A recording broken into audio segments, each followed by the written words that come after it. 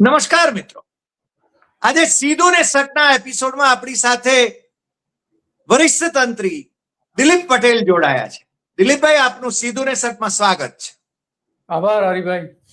વાત ગુજરાતની કરવાની હોય ત્યારે દિલીપભાઈની સાથે જ વાત કરવી પડે અને હમણાં સ્થાનિક સ્વરાજની ચૂંટણીઓ થઈ ગઈ ગુજરાતમાં. ત્રણેય મુખ્ય પાર્ટીઓ ભારતીય જનતા પાર્ટી, કોંગ્રેસ, આમ આદમી પાર્ટી, એનો જે દેખાવ આપણે જોયો એના પછી એ ત્રણેય પાર્ટીઓ જ્યાં જ્યાં જે વિસ્તારોમાં હારી છે એ હારની જવાબદારી લેવા માટે એમના કયા નેતાઓ તૈયાર થયા એની આપણે ચર્ચા કરવાની છે.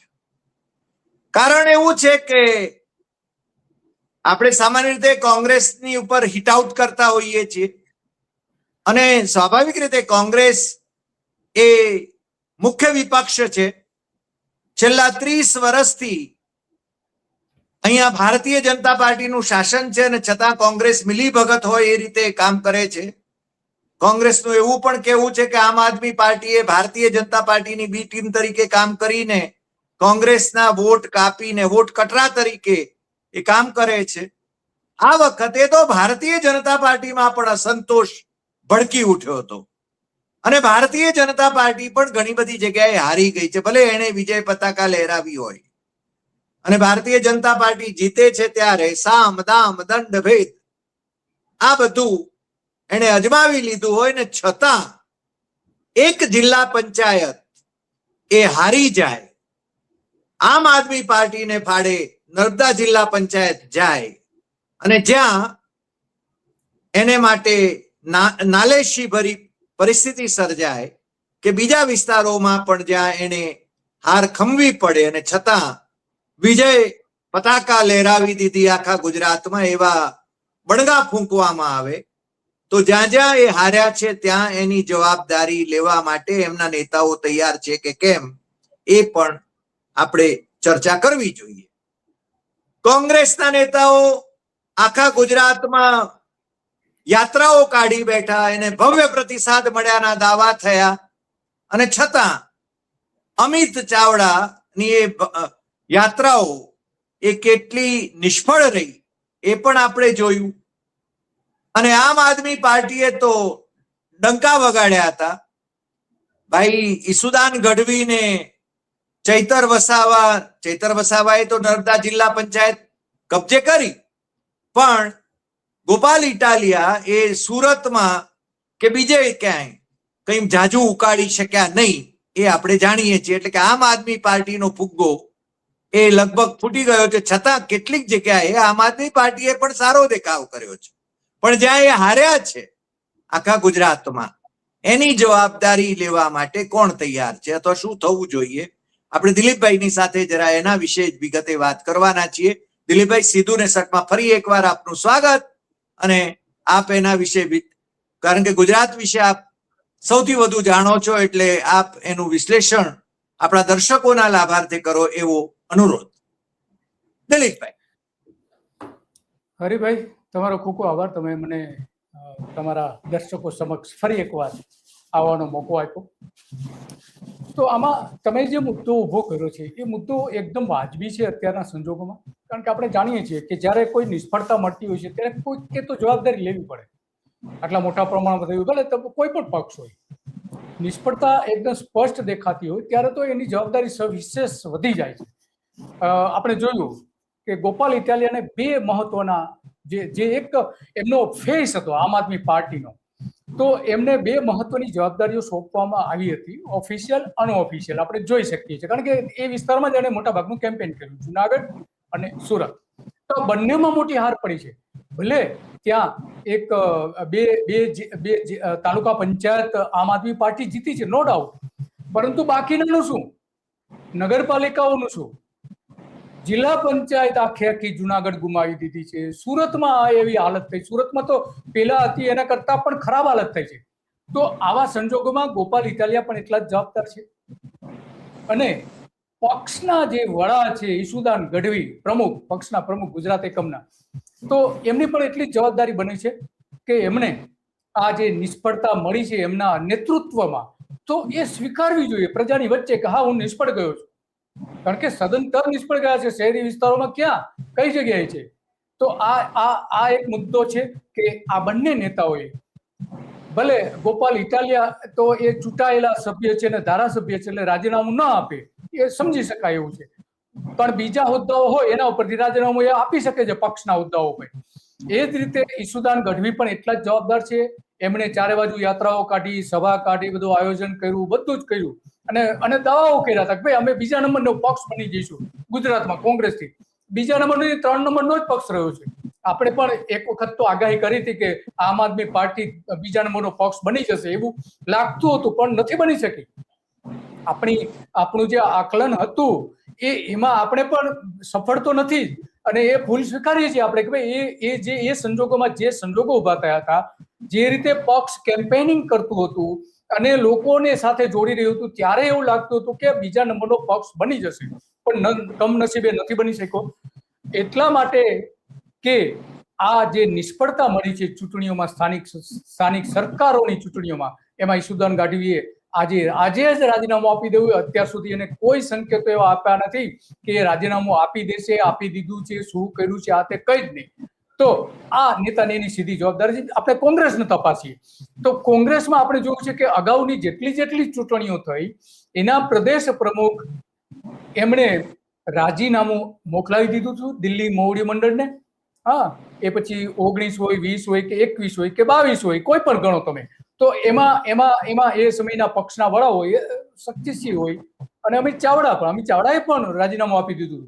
તો આ વખતે અમિત ચાવડાએ એની જબ્બર હાર થઈ હતી. આવી ક્યારેય હાર કોંગ્રેસની નથી થઈ, આવી ક્યારેય, સિવાય કે નગરપાલિકાઓની જે શક્તિસિંહ ગોહિલના વખતમાં ચૂંટણી થઈ હતી એમાં એકાદી નગરપાલિકા આવી હતી. પણ આખા ગુજરાતની જયારે ચૂંટણી હતી, મોટા ભાગના તમામ મતદારોએ મતદાન કર્યું છે. ત્યારે જયારે ચૂંટણી હવે વિધાનસભાની ચૂંટણી આવી રહી છે ત્યારે આ નિષ્ફળતા છે એ મોટામાં મોટી નિષ્ફળતા છે અમિત ચાવડાની, અને એમણે આજે જ રાજીનામું આપી દેવું જોઈએ.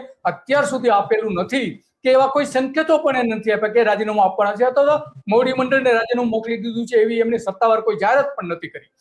તો એમની પહેલી જવાબદારી બને છે કે હારનું સૌથી પહેલું મહત્વનું પદ એમનું છે, એમની જવાબદારી છે. અને કોઈ પણ જાતના વિલંબ વગર ગુજરાતના લોકોની જે અપેક્ષાઓ હતી કે મજબૂત વિરોધ પક્ષ પાસે કે સારો દેખાવ કરશે ને મજબૂત વિરોધ પક્ષ તરીકે ઉભરી આવશે, વિરોધ પક્ષ તરીકે પણ સારી રીતે ઉભરી નથી શક્યું કોંગ્રેસ, નથી શક્યું કોંગ્રેસ. તો સવિશેષ જવાબદારી બને છે અમિત ચાવડાની કે એમણે ભલે અત્યાર સુધી રાજીનામું આપ્યું તો હવે રાજીનામું આપી દેવું જોઈએ કોઈ પણ જાતના વિલંબ વગર. લોકોનો વિશ્વાસઘાત કર્યો છે. તમે આટલી બધી મોટી યાત્રાઓ કરી અને અન્યાય યાત્રાઓ કરી અને ગુજરાતની પ્રજા તમને જો ન્યાય ન આપતા હોય તો સ્વાભાવિક છે તમારામાં વિશ્વાસ નથી. વિશ્વાસ તમે ગુમાવી દીધો છે ગુજરાતની પ્રજાનો, કારણ કે ગુજરાતની પ્રજા તમને પણ એક મજબૂત વિરોધ પક્ષ તરીકે જોવા મળે છે, પણ તમે નિષ્ફળ રહ્યા છો. કેમ મતદારોને તમારી સમક્ષ લઈ આવી શક્યા નથી? આ વખતની ચૂંટણીમાં સૌથી વધારે વિરોધ ભારતીય જનતા પાર્ટીનો થયો હતો. અગાઉ આટલો વિરોધ સિવાય કે 2015ના જે આંદોલન થયું હતું, અલગ અલગ 7 થી 8 જે આંદોલનો ચાલતા હતા મહત્વના, એ વખતે જે વિરોધ થયો હતો અને એના પરિણામો કોંગ્રેસ તરફી આવ્યા હતા, નથી આવ્યા એવું નથી, પણ આ વખતે કેમ એ વિરોધ, આટલા મોટા પ્રમાણમાં લોકોનો વિરોધ હોવા છતાં પોતાની તરફ એ જે વિરોધને પોતાની તરફ ખેંચવામાં સદંતર નિષ્ફળતા રહ્યા છે. એનો મતલબ એ થયો કે અમિત ચાવડા ઉપર બિલકુલ ભરોસો નથી. તુષાર ચૌધરી કે જે વિધાનસભા કોંગ્રેસ પક્ષના નેતા છે એને પણ ભરોસો ગુમાવી દીધો છે. એની જવાબદારી પણ બનતી હતી કે સારામાં સારી કમસે કમ એના વિસ્તારમાં તો દેખાવ કરી શકે. એમના જિલ્લાઓમાં તો અમિત ચાવડાના જિલ્લાઓમાં પણ ખરાબ દેખાવ થયો છે. તો આ બંને નેતાઓ એવા છે કે એમણે બીજાને જવાબદારી સોંપી દેવી જોઈએ, હું સ્પષ્ટપણે માનું છું. વાત રહી ત્રીજી, ભારતીય જનતા પાર્ટીનો વિજય થયો છે, નો ડાઉટ. એને લોકોએ એમને આવકાર પણ આપ્યો છે, મત પણ આપેલા છે, પણ એમાં અનેક વિસ્તારો એવા છે કે જ્યાં એમને સત્તા મળી નથી. તો એ જ્યાં સત્તા નથી મળી એના જિલ્લા પ્રમુખોની જવાબદારી છે, એના તાલુકા પ્રમુખોની જવાબદારી છે. શું પગલા લીધા? જે વિરોધ કરનારાઓ હતા એમાં કેટલાક જે બળવાખોરો જે હતા એમાં કંઈક ભારતીય જનતા પાર્ટી થોડા ઘણા અંશે પગલા લીધા છે, પરંતુ બાકીનાનું શું કે જ્યાં એમની હાર થઈ છે ત્યાં શું એના જિલ્લા પ્રમુખ સામે કોઈ એક્શન લીધા છે? એનો કોઈ ખુલાસો પૂછવામાં આવ્યો છે? તાલુકા પ્રમુખ છે ભારતીય જનતા પાર્ટીના તાલુકાના પ્રમુખ, એનો ખુલાસો પૂછ્યો છે? નહીં, બિલકુલ. અત્યારે તો ક્યાંય આપણે કોઈ જગ્યાએ ગ્રાઉન્ડ ઉપર તો એવું દેખાતું નથી. તો આ ત્રણેય જવાબદારીઓમાંથી જે છટકી રહ્યા છે એના નેતાઓ, તો ખરેખર એ કોઈ સારી બાબત નથી. કારણ કે નૈતિકતાના ધોરણે આમ આદમી પાર્ટી અને કોંગ્રેસના નેતાઓએ રાજીનામું આપી દેવું જોઈએ. અને લોકો પણ ઈચ્છી રહ્યા છે કે એમની જે નિષ્ફળતા બતાવે છે કે મત નથી આપ્યા, નિષ્ફળ જ રહ્યા છે, એમાં તો કોઈ સવાલ નથી. છતાં પણ આ નિંભર નેતાઓ બંને ચારે નેતાઓ આમ તો આ ચારે નેતાઓએ રાજીનામું આપી દેવું જોઈએ. આમ આદમી પાર્ટીએ ગોપાલ ઇટાલિયાને નહીં પણ ચૈતર વસાવાને પ્રદેશ પ્રમુખ બનાવી દેવા જોઈએ એવું મારું પોતાનું આકલન છે. કારણ કે લોકોની વચ્ચે આમ આદમી પાર્ટીમાં કોઈ જો સક્સેસ હોય તો એ ચૈતર વસાવા છે. કારણ કે એમણે ભરૂચની મનસુખ વસાવાનો જે કબજો છે વર્ષોથી 8 ટર્મથી, ત્યાં એમણે જિલ્લા પંચાયત મેળવી છે. અને એ ગઢ જે તોડી નાખ્યો છે એમાં ખરેખર ચૈતર વસાવાનું પ્રભુત્વ દેખાય છે, એમાં કોઈ સવાલ નથી. એના વિસ્તારોમાં પણ પ્રભુત્વ દેખાય છે. આદિવાસી વિસ્તારોમાં ઘણી સારો દેખાવ પણ કર્યો છે. માત્ર આદિવાસી પટ્ટી પૂરતી વાત કરીએ તો ત્યાં એ ચૈતર વસાવા સફળ છે. અને ગઢવીએ સામેથી કહેવું છે કે ચૈતર વસાવાને તમે પ્રદેશ પ્રમુખ બનાવો, પણ આ તો સત્તાની ખુરશી છે, એમાં આ રાજ નેતાઓ એકદમ નિંભર બની જતા હોય છે મગરની જેમ. અને ડોંગી માછલી એક થાય છે. આપણે જામનગરનો ત્યાંનો જે મરીન નેશનલ પાર્ક છે એમાં એક ડોંગી માછલી થાય છે. એ માછલી એવી છે હરિભાઈ, આ બધા નેતાઓને લાગુ પડે છે કે એને કોઈ પકડે તો એ એકદમ નિંભર થઈ જાય છે, જાણે એ મરી ગયો હોય એવો દેખાવ કરે છે. કોઈના હાથમાં આવી ગઈ હોય તો એવો દેખાવ, અથવા તો માછીમારોની જાળમાં આવી ગઈ હોય તો એવો દેખાવ કરે છે કે મરી ગઈ છે. અને લોકો એવું માને છે કે આ તો મરી જ ગઈ છે, તો એને છોડી દે છે. જેવી એને છોડે એની સાથે જ દરિયામાં સડસડાટ એ નીકળી જાય છે. આમ તો નાનું કબૂતર હોય એ પ્રકારની એ હોય છે. અને આ જે ડોંગી માછલી છે, આ આપણા નેતાઓ મગરની ચામડીના તો છે જ, પણ હવે આ ડોંગી માછલી નો ખિતાબ પણ એમને આપવો જોઈએ. અને એટલા માટે તાત્કાલિક ધોરણે એમણે પગલા ભરવા જોઈએ. પોતાની ઇમેજ, કમસે કમ પોતાની ઇમેજ તો જાળવવી જોઈએ કે નહીં, નૈતિકતાના ધોરણે અમે સ્વીકારીએ છીએ કે અમારી હાર થઈ છે અને આ પદ ઉપરથી અમે નિષ્ફળ રહ્યા છે, એટલા માટે રાજીનામું આપી દઈએ છે. તો આ સવાલ આવીને ઉભો રહે છે હરિભાઈ. મારી દ્રષ્ટિએ આ એક આકલન છે અત્યારની પરિસ્થિતિમાં. જી નહીં, સાચી વાત છે. મને લાગે છે કે ભારતીય જનતા પાર્ટીનો દેખાવ પણ જ્યાં ખરાબ રહ્યો ત્યાં એમના પ્રભારીઓની સામે એમણે પગલા લેવા જોઈએ, એ પણ એટલું જ યોગ્ય રહેશે.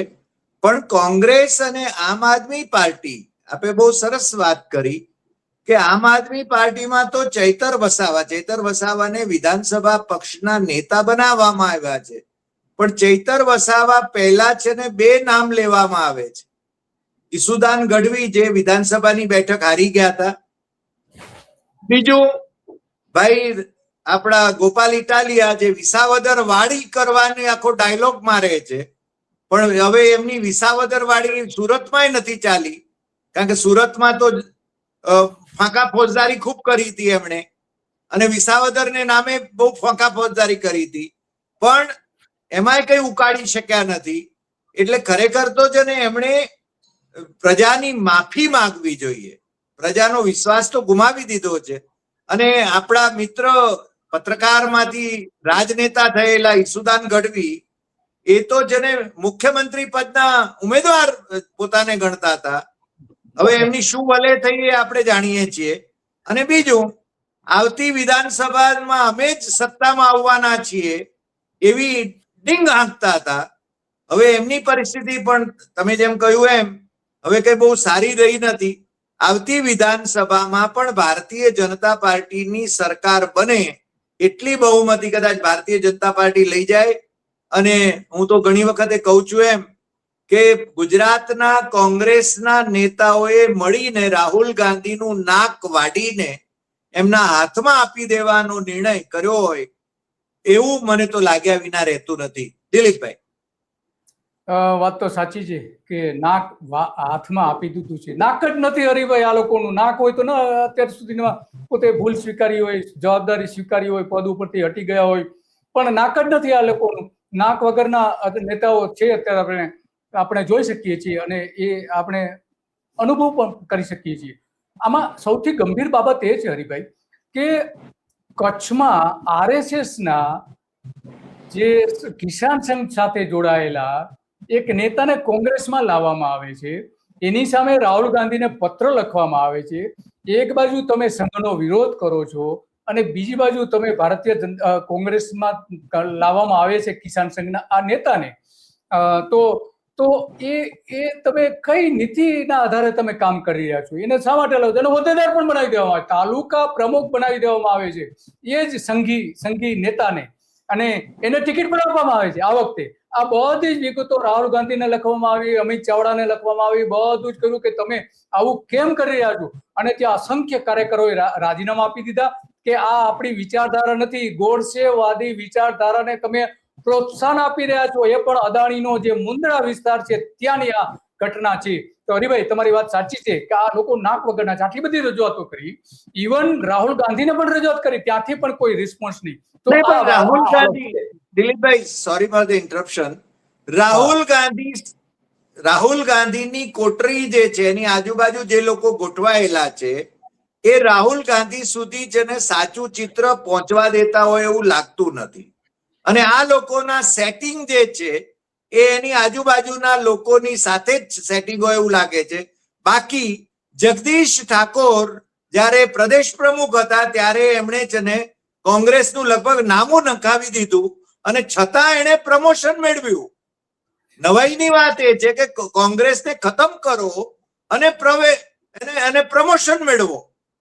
આ કોંગ્રેસની કઈ નીતિ છે એ જ સમજાતી નથી. મને લાગે છે કે બનાસકાંઠામાં પણ પાલનપુરમાં આરએસએસ ના લોકો એમને છે ને કોંગ્રેસની ટિકિટો અપાઈ અને છે ને જે ખેલ થયો એ બધા જાણે છે. ત્યાં આગળના લોકોએ વિરોધ કરેલો. નવા લોહીને છે ને આવવા જ નથી દેતા. પેલા જે જામી પડેલા 6 જે નેતાઓ છે, અને તમે જોયું કે જે કમિટીઓ બનાવી હતી એમાં એ જ લંગડા ઘોડાઓને જ મૂક્યા હતા ચેરમેન તરીકે.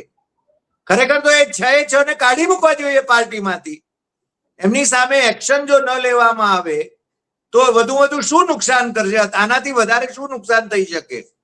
તો ભરતસિંહ સોલંકી એ સતત ધારો કે ઝડુમતા હોય, સિદ્ધાર્થ પટેલ ઝડુમતા હોય, બાકીના ઝડુમતા હોય, કદીર પીરઝાદા પટેલોનો જાહેરમાં એમના કોંગ્રેસના મંચ ઉપરથી વિરોધ કરીને ઝડુમતા હોય. એટલે કોંગ્રેસ, મુસ્લિમોના વોટ તો કોંગ્રેસને મળતા નથી અને ઉપરથી ભાજપ સાથે સેટિંગ હોય અને પટેલોના વોટ પણ નથી જોઈતા. એમને પેલા જે છે ને સેવાદળના દેસાઈ છે, લાલજી દેસાઈ, એ તો બીજેપી, બ્રાહ્મણ, જૈન અને પટેલ, એ તો જાણે ભારતીય જનતા પાર્ટીની વોટ બેંક જેમ કે છે. એને લાજ શરમ નથી આવતી અને રાષ્ટ્રીય અધ્યક્ષ છે સેવાદળનો. મને લાગે છે કે રાહુલ ગાંધીએ કાઢી મૂકવા જોઈએ. આ વખતે તો ભાઈ શ્રી જિગ્નેશ મેવાણીની વિરુદ્ધમાં પણ બહુ આપો પાર્ટીમાં જાગ્યો અને એને જે લોકોને ટિકિટ અપાવી હતી એ બધા હારી ગયા છે. જીત કરીને ટિકિટ અપાવી હતી એ બધા હારી ગયા હતા. એટલે આમાં તો કોંગ્રેસમાં તો કોટા પ્રમાણે ચાલે છે. અને રાહુલ ગાંધીએ, તમને ખબર છે, રાહુલ ગાંધીએ હાર્દિક પટેલને પ્રમોટ કર્યો, રાહુલ ગાંધીએ અલ્પેશ ઠાકોરને પ્રમોટ કર્યો, રાહુલ ગાંધીએ જિગ્નેશ મેવાણીને પ્રમોટ કર્યો. આ બધા જ એની પાર્ટીની ગોર ખોદવા બેઠા છે. અને છતાં મને લાગે છે કે પાર્ટી છે ને ખતમ થવા માંગે છે. તો હવે પાર્ટીએ વિન્ટો વાળી દેવો જોઈએ. અહીંયા રાજીવ ગાંધી ભવનની જગ્યાએ કઈ કોર્પોરેટ ઓફિસ, અદાણીની કોર્પોરેટ ઓફિસ બનાવી દેવી જોઈએ ત્યાં આગળ. હા, વાત સાચી. કોર્પોરેટ હવે કોર્પોરેટ હાઉસીસ જે છે ગુજરાતના જાણીતા, 2 આપણે જાણીએ છીએ, તો એના ઈશારે જ મોટા ભાગના કામ થઈ રહ્યા છે. આપણે જોઈએ છીએ કે જામનગરમાં જે મોટું ઇન્ડસ્ટ્રીયલ હાઉસ છે, તો ત્યાં જે લાલપુરમાં એની જમીનો, ફેક્ટરીઓ છે, તો ત્યાં આમ આદમી પાર્ટીને કઈ રીતે જીતી શકે? સવાલ એ છે. તો આ બધા મિલી જુગલજોડી હોય એવું લાગે છે. ત્યાં આપણે જાણીએ છીએ કે ગીર સોમનાથના તાલુકામાં તો ત્યાં જે અંબુજા સિમેન્ટ આવેલી છે અદાણીની, તો ત્યાં કોંગ્રેસ જીતે છે. બાકીના બધા કેટલાક વિસ્તારો એવા છે કે જ્યાં ભાજપને જીત નથી મળતી પણ સામેના પક્ષને, તો આ ગણિત જે છે તમે કહો છો કે કોર્પોરેટ હાઉસ કેટલાક અંશે આ બધાને ખુશ કરવા માટે આ બધું કરતા હોય એવું લાગે છે, કારણ કે કોર્પોરેટ હાઉસ ફંડ આપે છે, ભલે 95% ભાજપને આપે છે, 5% તો કોંગ્રેસ અને આમ આદમી પાર્ટીને કમસે કમ થોડું ઘણું આપે છે, પણ જે હાઈકમાન્ડ છે, જે તમે હરીફભાઈ તમે જે વાત કરી હાઈકમાન્ડની, તો આમાં પહેલી જવાબદારી રાહુલ ગાંધીની આવે છે.